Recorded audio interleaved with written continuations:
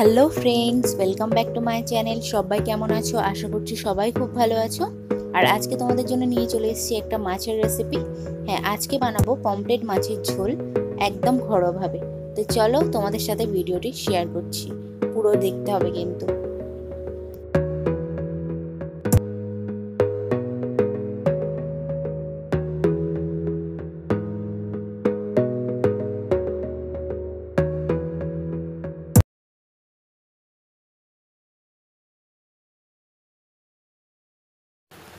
তো দেখতে পাচ্ছ এখানে আমি পমফ্রেট মাছ নিয়ে নিয়েছি। পমফ্রেট মাছগুলো ভালো করে কেটে ধুয়ে পরিষ্কার করে নিয়েছি। এখানে আমি 7 পিসের মতন পমফ্রেট মাছ মিডিয়াম সাইজে নিয়ে নিয়েছি। আর দেখো, পমফ্রেট মাছের মাঝখান থেকে একটু করে ছুরি দিয়ে এরকমভাবে চিড়ে দিয়েছি, যাতে একটু নুন হলুদটা ভালো করে ঢুকতে পারে মাছের মধ্যে। তো দেখো, ফার্স্টে মাছটাকে হলুদ দিয়ে দিলাম ওপর থেকে, আর একটু লঙ্কা দিয়ে দিলাম ওপর থেকে ছড়িয়ে। আর এবার এর মধ্যে দিয়ে দিচ্ছি হাফ চামচ সাদা তেল। তো এই তেলটা দেওয়ার কারণ হচ্ছে কি, মাছটা যাতে আটকে না যায় তেলের মধ্যে। তো অনেক সময় দেখবে মাছ, সমুদ্রের মাছ দেখবে তেলের মধ্যে আটকে যায়। তো এই তেলটা দেওয়ার ফলে কিন্তু মাছগুলো আটকাবে না। আর এই দেখো, এখানে দিয়ে দিচ্ছি নুন। তো এবার এগুলো ভালো করে কিন্তু হাত দিয়ে মাখিয়ে নিতে হবে পুরো। দেখো, যেন কোনো জায়গায় বাদ না যায়, পুরো জায়গায় মশলাগুলো ভালো করে মাখিয়ে নিচ্ছি। দেখো, এখানে মশলাগুলো মাখানো হয়ে গেছে। এবারে একটা কড়াইয়ের মধ্যে নিয়ে দিচ্ছি সাদা তেল।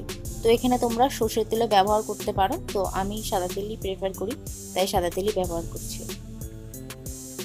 তো এবার এই মাছগুলো আমি একে একে কিন্তু তেলের মধ্যে ছেড়ে দিচ্ছি।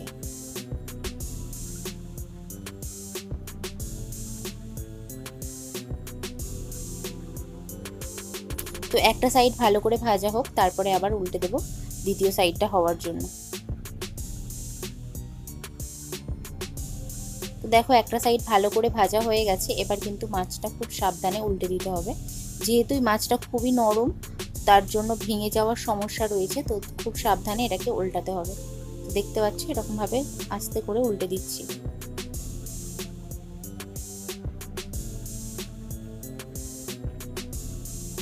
তো মাছগুলো দেখো, দু পিঠই ভালোভাবে ভাজা হয়ে গেছে। এবার মাছগুলো আমি তুলে নিচ্ছি। তো এই মাছটা খুব বেশি কড়া করে ভাজা যায় না, যতটা পারবে একটু হালকা ভাজার চেষ্টা করো।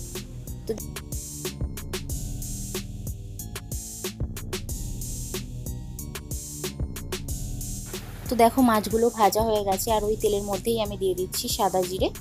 তো সাদা জিরেটা একটু ভাজা ভাজা করব।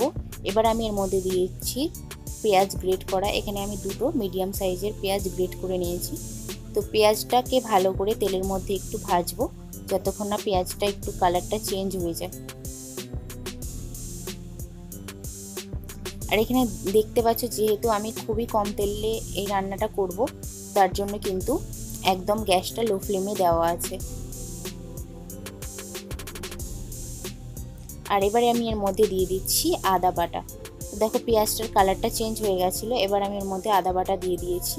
আর এবার দিয়ে দিলাম হলুদ গুঁড়ো 1 চামচ, লঙ্কার গুঁড়ো দিয়ে দিলাম, জিরের গুঁড়ো। তো ব্যাস, আমার মশলাটা প্রায় দেওয়া কমপ্লিট। এবার আমি এর মধ্যে দিয়ে দেবো জল, মশলাটাকে ভালো করে কষানোর জন্য। দেখো, মশলার মধ্যে জল দিয়ে দিয়েছি। এবার এগুলোকে ভালো করে কষাবো সময় নিয়ে।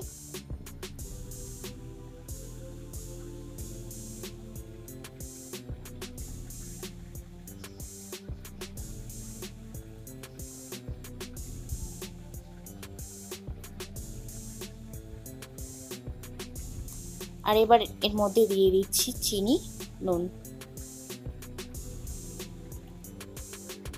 আর এবার এর মধ্যে দিয়ে দিলাম ভিনিগার। তো যেহেতু এখানে আমি তরকারিটার মধ্যে কোনো রকম টমেটো ব্যবহার করিনি, তার জন্য আমি ভিনিগারটা দিলাম, যাতে তরকারিটা একটু টক টক ফ্লেভার আসে। দেখো, আবারও কিন্তু মশলাটাকে ভালো করে কষিয়ে নিচ্ছি। আর দেখো, এখানে আমি আলু লম্বা লম্বা করে কেটে ভেজে রেখে দিয়েছিলাম। তো সেটাই এবার এই মশলার মধ্যে দিয়ে ভালো করে কষাবো। তো দেখো, আলুগুলো সব মশলার মধ্যে দিয়ে দিচ্ছি।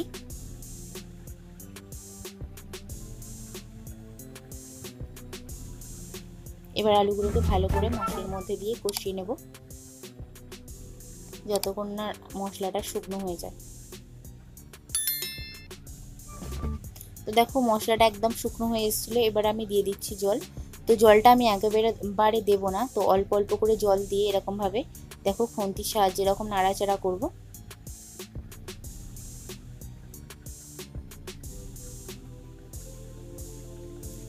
দেখো আবারও একটু জল দিয়ে দিচ্ছি।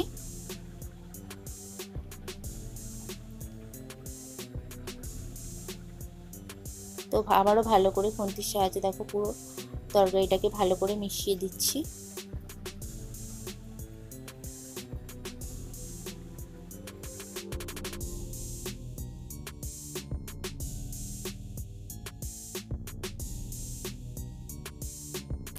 দেখো তরকারি কিন্তু ঝোলটা ফুটে গেছে, এবার আমি এর মধ্যে দিয়ে দেবো ভেজে রাখা পমফ্রেট মাছগুলো। তো একে একে সবগুলো মাছ এরকমভাবে দিয়ে দেবো, আর দেখো এরকমভাবে ঝোলের মধ্যে ডুবিয়ে ডুবিয়ে দেবো যাতে ঝোলটা মাছের মধ্যে ভালো করে ঢুকে যায়।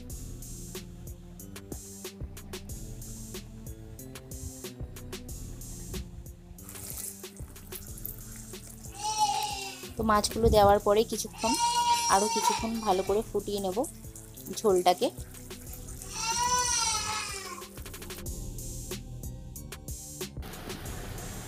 দেখো আমাদের রান্নাটা কিন্তু কমপ্লিট হয়ে গেছে। এবার আমি এর ওপর থেকে দিয়ে দিচ্ছি কুচিয়ে রাখা ধনেপাতা কুচি, দেখো ছড়িয়ে দিয়ে দিচ্ছি, আর দিয়ে দিলাম দুটো কাঁচা লঙ্কা চেলা করে।